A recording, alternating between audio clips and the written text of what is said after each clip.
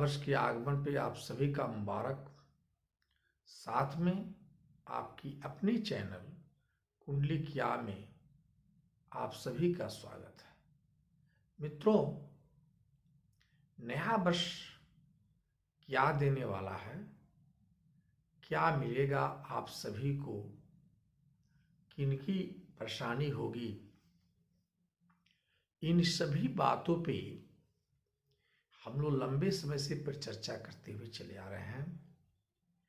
और अब काल चक्र के अंतिम राशि मीन राशि के बारे में आज हम लोग जानेंगे कि मीन राशि वालों का यह साल कैसा होगा।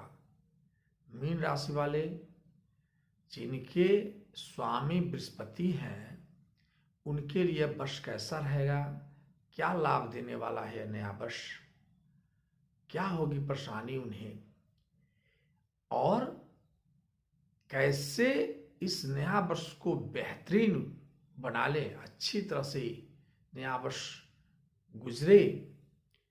इसके लिए हमें क्या करना होगा, इन सभी विषयों पे हम लोग परिचर्चा करेंगे। विषय पर आने से पहले आप सभी से ये आग्रह है कि यदि आप इस चैनल पे नए हैं या अभी तक सब्सक्राइब नहीं किया है कहीं से, तो कृपया सब्सक्राइब कर दें तथा हम लोग इस विषय को जानें।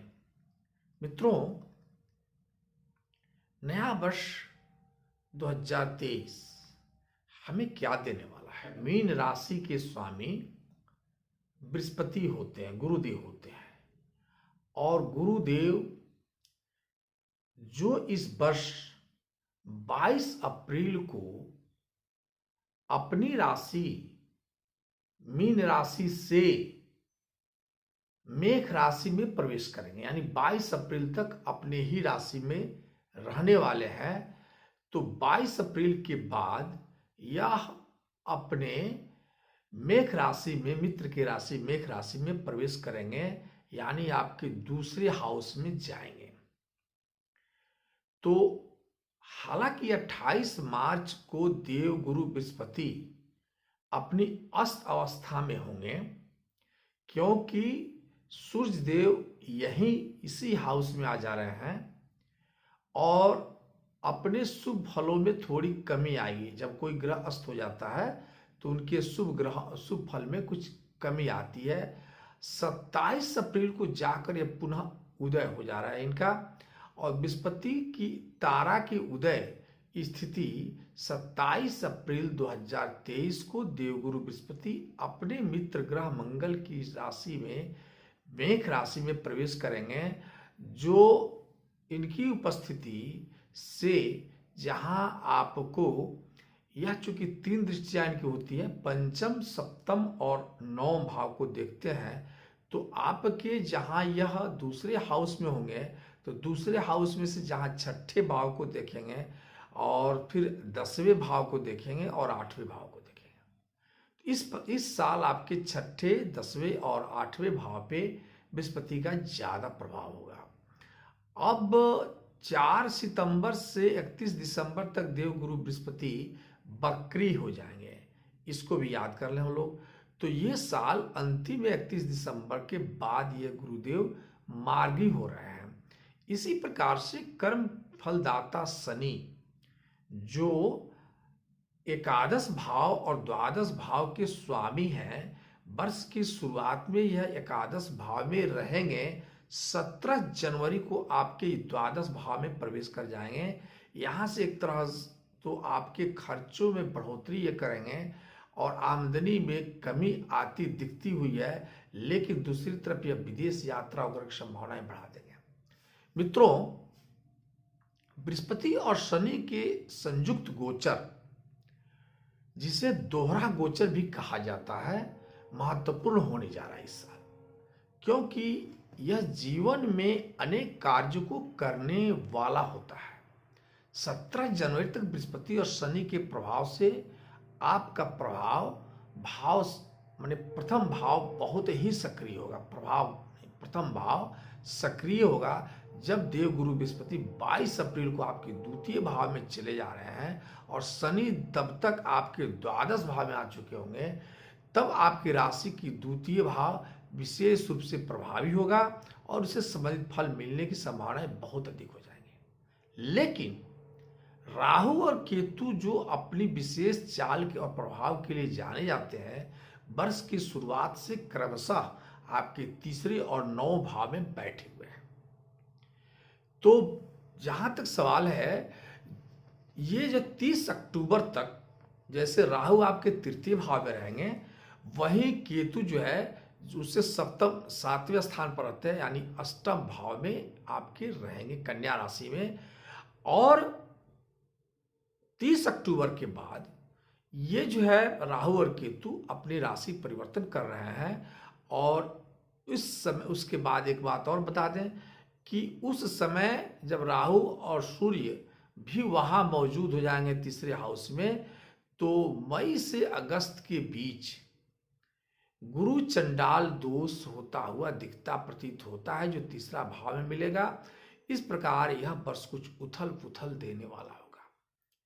शनि बृहस्पति राहु केतु ग्रहों के गोचर के बारे में तो हम लोग जान गए।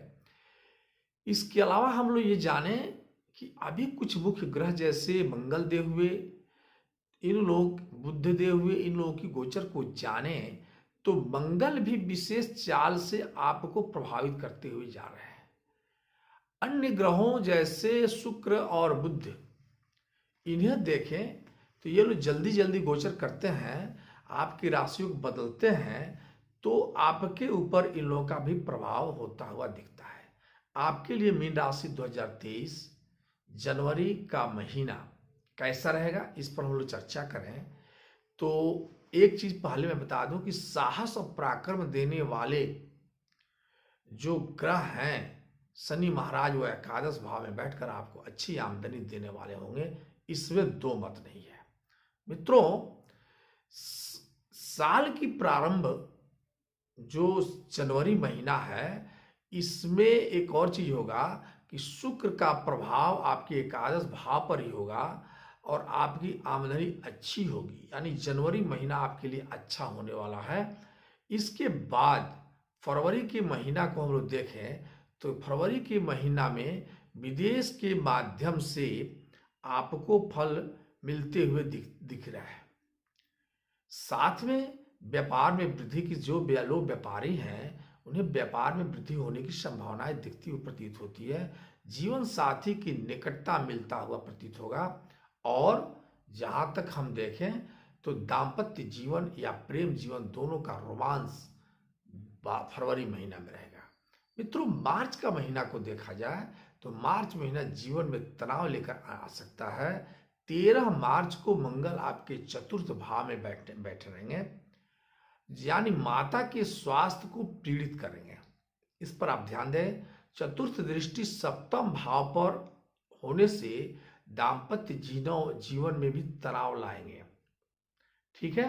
इसके अलावा इनकी दसम भाव पर जो दृष्टि पड़ेगी, कार्य क्षेत्र में भी अच्छा प्रदर्शन आप करेंगे, ये बात तो सही है, कामयाबी तो मिलेगी, लेकिन गुस्से से बचना होगा आपको, क्योंकि इनकी दृष्टि एकादश भाव पे जो पड़ रही है, इसमें आमदनी में वृद्धि तो करेंगे, कोई प्रॉपर्टी आप खरीद सकते हैं। हाँ, गुस्से पर नियंत्रण रखना होगा। मीन राशि के स्वामी बृहस्पति देव होते हैं, आप सभी जानते हैं। और मीन राशि की जातकों के जीवन में अप्रैल का महीना बेहतरीन आने वाला है। उतार चढ़ाव को लेकर तो जरूर रहेगा। किसी दोस्त के साथ निकटता बढ़ेगी, उनके दिल इस तरह से कह सकते हैं कि प्यार का परवान भी चढ़ेगा। इस महीना में दोस्तों के साथ साथ समय बिताना, अनेक मौका मिलेगा आपको, प्रेम बढ़ेगी। लेकिन 22 अप्रैल को जब बृहस्पति देव राहु और सूर्य के साथ द्वितीय भाव में रहेंगे तो कुटुंबों से तनाव बढ़ेगा, वाणी में कठोरता आएगी और सेहत स्वास्थ्य में गड़बड़ी आ जाएगी। इसलिए आप झगड़ा से बचें, स्वास्थ्य पर ध्यान दें। मई के महीना में आप अपनी संतान को लेकर थोड़ा चिंतित हो सकते हैं, क्योंकि यह पढ़ाई में व्यवधान भी करने वाला होगा। साथ में आपका स्वास्थ्य थोड़ा सा पीड़ित हैं और यह कंटिन्यूसन चलेगा। इस दौरान प्रेम संबंधों में थोड़ा तनाव भी आएगा और ये कहा जाए कि ज़्यादा गुस्सा आने के चलते आप थोड़ी सी दुखित भी रहेंगे, ये भी होगा। इसलिए आप अपने गुस्सा पर नियंत्रण रखें। जून के महीना में खर्चों में बढ़ोतरी होगी। माल की आमदनी, माल ये कहा जाए कि खर्चा बढ़ेगा, आमदनी भी अच्छी रहेगी, ये भी सत्य है। विद्यार्थियों को पढ़ाई में कुछ समस्याएं का सामना करना पड़ सकता है, लेकिन पारिवारिक जीवन में चल रहे तनाव में थोड़ा सा कमी आएगा। कुटुंबों में कोई विवाद जन्म जो ले सकता है, इस दौरान आपको भोजन पर ध्यान देना होगा, क्योंकि इस समय मुंह में दांत और पेट से संबंधित समस्याएं आ सकती हैं। मीन राशि के जुलाई के महीना को देखी जाए तो शत्रु पक्ष आपके चारों खाने चित हो चुके होंगे। यदि कोई केस आपके विरुद्ध चल रहा है तो उसमें सफलता मिलेगी। न्यायालय में आपके पक्ष में जाने की संभावनाएं बढ़ती है। आपके नौकरों में यह समय अनुकूल, मतलब नौकरी आप करते हैं या नौकरों के बीच आपका जो संबंध है वो आपके अनुकूल रहेगा। अब आप अपनी मेहनत जो किए हैं उसका परिणाम मिलेगा, पदोन्नति की चांस बढ़ सकते हैं। साथ में इस दौरान धन लाभ होता हुआ दिखता है, यानी अच्छे योग बन रहे हैं धन लाभ के लिए। ये इसके बाद से अगस्त महीना के में देखा जाए तो अगस्त महीना में थोड़ा उतार चढ़ाव आता हुआ दिखता प्रतीत होता है। जहाँ तक एक बात कहें कि महीने के उत्तरार्ध में व्यापार आपका इम्प्रूव करेगा, लेकिन व्यापार के चलते यात्राएं भी करने को मौका मिलेगी आपको। व्यापार के सिलसिले में जो यात्रा आप करेंगे वो लाभदायक होगा, इसमें कोई दो मत। दाम्पत्य जीवन में थोड़ा तनाव आएगा, मैंने कहा मिला जुला चलेगा। साथ ही बीच आपके गलतफहमियां के चलते कुछ विवाद क्रिएट हो सकते हैं। मित्रों, कुछ छोड़ देना अच्छी बात होगी आपके लिए, यानी विवाद इस महीना में न करें तो अच्छा रहेगा। सितंबर का महीना व्यापार के लिए कुछ गठजोड़ करने वाला होगा, यानी पार्टनरशिप भी अच्छा रहेगा आपका। इस दौरान दाम्पत्य जीवन में चल रहे तनाव में उतार चढ़ाव भी आते हुए दिखते प्रतीत होते हैं। आपको अपने स्वास्थ्य को लेकर थोड़ा सावधानी बरतनी होगी। आमदनी में उतार चढ़ाव होने की संभावनाएं दिखती है। जहाँ तक आपको अपने अंदर झांकने का मौका देगा यह महीना, और अपनी गलतियों को स्वीकार करने का भी अवसर यह महीना देगा। अक्टूबर का महीना सावधानी से बिताने वाला होगा।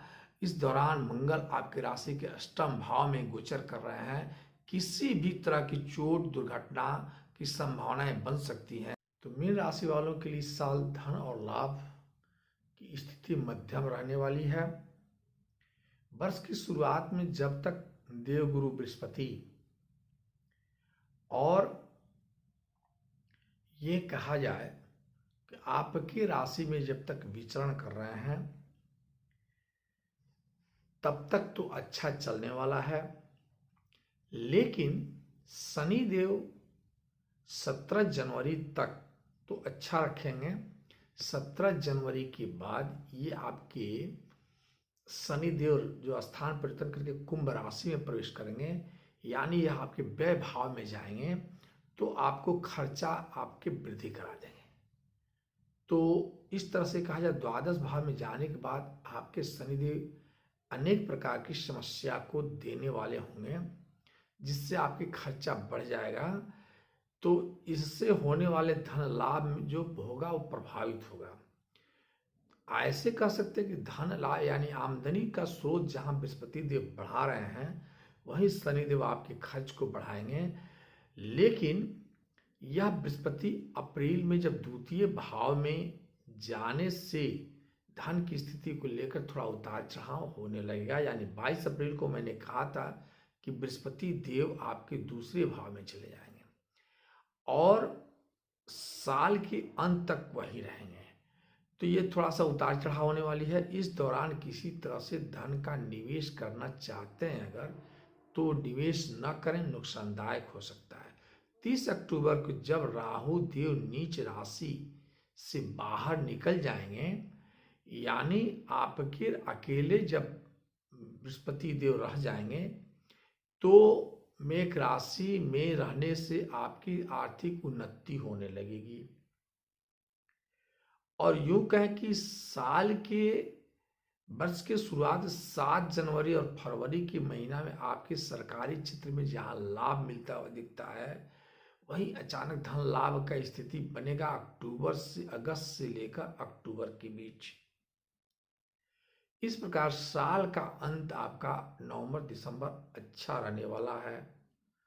तो अब हम लोग ये जानें कि संपत्ति और वाहन के बारे में क्या स्थिति रहेगी। तो मीन राशि वालों का भविष्यवाणी के अनुसार इस वर्ष शुरुआत में आपको जनवरी से मार्च के मध्य किसी भी तरह की वाहन खरीदने की से बचना चाहिए। आप यदि इस दौरान कोई वाहन खरीदते हैं तो दुर्घटना होने की संभावनाएं ज्यादा रहेंगी। इसलिए मई से जुलाई के बीच जो आपके लिए उपयुक्त समय होगा उसी समय वाहन खरीदे तो अच्छा रहेगा। कोई भी वाहन खरीदने के लिए प्रबल योग मई से जुलाई तक के बीच हो रहा है। 13 मार्च से 10 मई के बीच मंगल चतुर्थ भाव में विराजमान होंगे, इसलिए संपत्ति यदि खरीदने का प्रबल योग तो बन रहा है। इस दौरान आपको कोई मकान या दुकान या भवन खरीद सकते हैं। तो संपत्ति आपको खूब फल इस साल मिलने वाली है, संपत्ति खरीदने का चांस ज्यादा बढ़ने वाला है। अब हम लोग देखें वालों की पारिवारिक समय कैसा रहेगा। तो इसके लिए आप जानें कि यह 2023 पारिवारिक में खुशी से भरा हुआ होने वाला है, क्योंकि देव गुरु बृहस्पति आपके सभी तरह की खुशियां प्रदान करने वाले दिखते प्रतीत होते हैं। एकादश भाव में शनि की उपस्थिति अनुकूल रहेगी। बड़े भाई बहनों का सहयोग मिलेगा। 17 जनवरी से जब शनि देव आपके द्वादश भाव में चले जाएंगे तब थोड़ा स्वास्थ्य से संबंधित समस्याएं आ सकती है। आप स्वयं पीड़ित होंगे और ये कहा जाए कि जिससे आपको थोड़ा सा पारिवारिक स्थिति में थोड़ी सी परेशानियां आती हुई दिखती प्रतीत होती है। राहु के साथ जब बृहस्पति देव युति बनाएंगे तो ये गुरु चंडाल योग होगा और इस समय निजी विवाद वाद विवाद से आपको बचना होगा। परिवार के बीच आपकी समस्याएं जो है दिखती हुई प्रतीत होती है और ये 30 अक्टूबर तक चलने वाली है। 30 अक्टूबर के बाद से राहु मेष राशि छोड़कर मेष राशि में प्रवेश कर जाएंगे, तो इसलिए अब उस समय से आपकी समस्याओं में राहत मिलती हुई दिखती प्रतीत होती है। तो ये चीज आप करियर समझ के प्रेम के बारे में जाना जाएगा तो मीन राशि वालों के लिए यह साल प्रेम संबंधों की वर्ष का शुरुआत अनुकूल महसूस होता है, लेकिन शुक्र और शनि की युति के चलते पंचम भाव में सक्रिय हैं, इसलिए आप और आपके प्रियतम के बीच थोड़ी दूरियां बनती हुई प्रतीत होती हैं और इसलिए आप अपने प्रियतम से ईमानदारी बनाकर रखें। तो आपको 22 अप्रैल के बाद जब गुरुदेव आपके राशि से मेष राशि में आएंगे तो वहां से उनकी पंचम स्थिति जो होगी या आपकी राशि से जब पैसे भी गुरुदेव पंचम स्थिति को देख रहे हैं तो आपके समक्ष विवाह के प्रस्ताव आ सकते हैं। आपका प्रेम विवाह भी हो सकता है, हालांकि बाद परिस्थितियों को कुछ बदलाव आएगा। रिश्ते में तनावपूर्ण स्थिति मई से 1 जुलाई के बीच जब मंगल पंचम भाव में होंगे तो आपको थोड़ा सतर्क रहना होगा। साथ में देखा जाए सावधानी बरतने के साथ अगस्त का महीना अनुकूल रहेगा। प्रेम संबंधों की स्थिति आपकी अच्छी होती हुई दिखती प्रतीत होती है। अब यदि आप इस दौरान अपने रिश्ते को संभालना चाहते हैं तो संभाल सकते हैं। मित्रों, जहां तक शिक्षा की बात की जाए विद्यार्थियों के लिए यह साल कैसा रहेगा, तो मीन राशि के विद्यार्थियों के यह वर्ष अनुकूल रहने वाली है। स्थितियों का निर्णय ले सकते हैं। शुक्र बृहस्पति तथा शनि संयुक्त प्रभाव आप एक से ज्यादा विषयों को प्रांगत होते हुए प्रतीत होते हैं। जिन स्थितियों में अच्छी पकड़ बन सकता है समाज में आपका पारिवारिक माहौल नकारात्मक की ओर बढ़ेगा और इसका प्रभाव आपकी शिक्षा पर पड़ेगा। कब? तो जब अप्रैल से अगस्त के बीच, इस समय आप थोड़ा सा सावधान रहें। साथ में प्रतियोगी परीक्षा की तैयारी करने वाले विद्यार्थियों के लिए वर्ष बहुत ही अच्छा रहने वाला है, क्योंकि तिमाही की अनुकूल रहेगा। या शुरू से मार्च तक की स्थिति बहुत अच्छी रहने वाली है, और फिर उधर अक्टूबर, नवंबर, दिसंबर भी आपका अच्छा रहने वाला है। आपकी उपलब्धियां मिल सकती है इस दौरान। अगस्त नवंबर के बीच आपकी कुछ विशेष उपलब्धियां मिलेंगी। विदेश जाकर पढ़ने वाले विद्यार्थियों के लिए यह साल तो बहुत ही बढ़िया रहने वाला है। यानी मीन राशि वालों के लिए, विदेश जाने के वालों के लिए अच्छा रहेगा। फरवरी से मार्च, अगस्त से सितंबर और नवंबर दिसंबर का महीना आपको ज़्यादा लाभ देने वाले हैं। फरवरी, मार्च, अगस्त, सितंबर, नवंबर और दिसंबर, ये अच्छी स्थितियां देने वाली होंगी। अब परिवार के बारे में हम लोग जान गए। संतान के बारे में अगर आप जानना चाहते हैं तो जानें कि आपका यह वर्ष मीन राशि वालों के लिए संतान की अनुकूल तो होगा, क्योंकि शनि और शुक्र के संयुक्त प्रभाव आपकी संतान को तेजस्वी बनाएगा। शनि और शुक्र के चलते संतान में वृद्धि भी होगी। पढ़ाई के संतान की पढ़ाई में भी, क्षेत्र में भी वृद्धि होगा। बृहस्पति महाराज की पंचम दृष्टि पंचम भाव पर पड़ेगी और आपके संतान के प्रगति के मार्ग को प्रशस्त करने वाला होगा।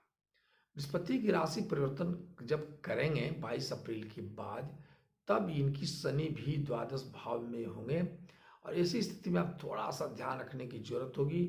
10 मई से 18 अगस्त के बीच संतान के स्वास्थ्य में थोड़ी सी परेशानियां दिखती हुई प्रतीत होती हैं।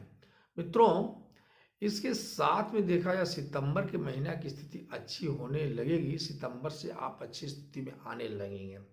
इसके बाद से हम लोग विवाह के बारे में, कैरियर, व्यापार के बारे में जान लिए, संपत्ति, वाहन के बारे में जाने, धन लाभ के बारे में जाने लिए। स्वास्थ्य के बारे में थोड़ी सी हम ध्यान दें तो स्वास्थ्य से जुड़ी समस्या आप जागरूक रहने की जरूरत है। इस साल वर्ष की शुरुआत तो आपकी अनुकूल है, लेकिन द्वितीय भाव में राहु की उपस्थिति रहने से खान पान के असंतुलन के चलते आपके स्वास्थ्य में परेशानियां बढ़ा सकते हैं। 17 जनवरी को जब शनिदेव द्वादश भाव में आएंगे, वहां से आपके दूसरे भाव को देखेंगे। इस स्थिति में भी साथ में कहा जाए कि राहु और बृहस्पति की युति जो गुरु चंडाल योग बना रहे हैं, तो अप्रैल के महीना में भी और दूसरे भाव में रहने के चलते आपकी आंख से संबंधित परेशानियां हो सकती हैं।